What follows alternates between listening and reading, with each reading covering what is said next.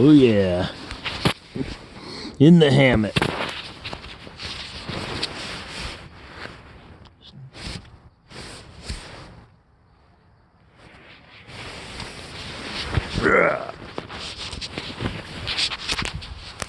A while ago, somebody was asking about double up quilts and sleeping bags and stuff for cold. Here it is. Well, one thing about the sleeping bag is once you're in it, you're in it. Like, hey, I can't hardly get my arms out, right? But it locks in all the warmth. I've got this hood around me. Oh yeah, it's nice out.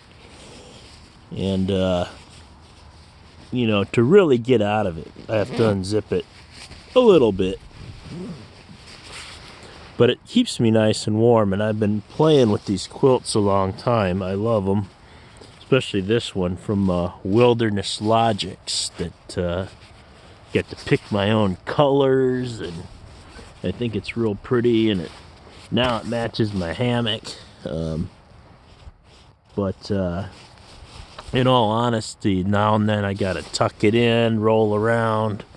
I find it laying off the hammock, or I suppose I could put his snap around my neck, and that would help. I wouldn't lose my quilt at night. But I just don't know that doubling up the quilt and the sleeping bag is as efficient as whatever. But the this seems a little more fragile, like water would go right through it.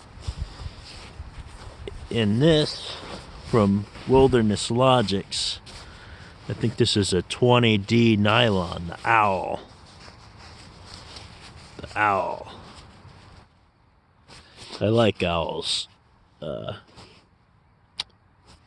And wolves or dogs or whatever this is, but this is made, you know, ice and water just kind of beads up and shake off the ice. I feel like this, even though for what it is, this might be a little lighter. I don't know that it stays warmer though. Heads up, like it's got the hood built into it. It's got the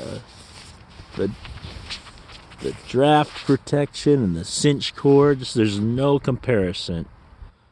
And I just think that you can use this as a quilt. You know, if you don't want to zip up in it, you can still just stick your feet in the bottom and use it as a quilt. So far as, you know, what actually works when it cools off, the sleeping bag still wins. I mean, it's hard to, people are going to have different opinions, whatever, but I'm telling you, like, you roll this side, whatever, your back's cold, you're tucking in this quilt. You're doing something different. The other thing is, like with this hammock, I'm doing the diagonal lay. And find my feet like that a lot. In fact, I woke up early in the morning. See that frost. My feet were dangling off that side, and my toes were a little cold, and part of it, I don't know. I mean, I find comfortable, like a lot of times I'm so diagonal or whatever, my feet are dangling off the edge, and I don't know if that's that efficient when it's really cold. So I think ultimately with the hammock, even though this Superior Gear hammock's designed really to have a diagonal lay, you're gonna have to pull the thing tighter and just so you had to yank that up there. You have to straight lay the hammock. Then you get, look at that huge amount of insulation more that you know, wraps around your body. You're getting double almost insulation, triple even. Like this hammock, that hammock's not fooling around. That's a 0 Fahrenheit hammock. And it'd be, in my opinion, if you're cold, kind of stupid to, no, I'm not calling anybody stupid, but why wouldn't you want all that around you? I'm still flat. I mean, it's not like my shoulders and stuff aren't flat. The hammock has, I'm more comfortable almost, I think. I just don't know. I debate about that. I think that's something people are always going to have to play around with.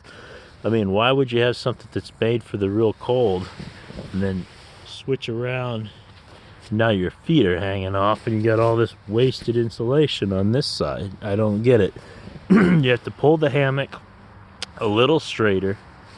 Maybe you might have to put something under your knees like a stuff sack, or lay on a part of a pad, 3/4 length pad, women's pad, whatever, you know, something to give you some rigidity. And that's your setup for real cold. So that's just me though. So, me and the wolf. Pretty nice out here just to look at the Midwestern United States. If I even have batteries, I think I lost them. I better go now.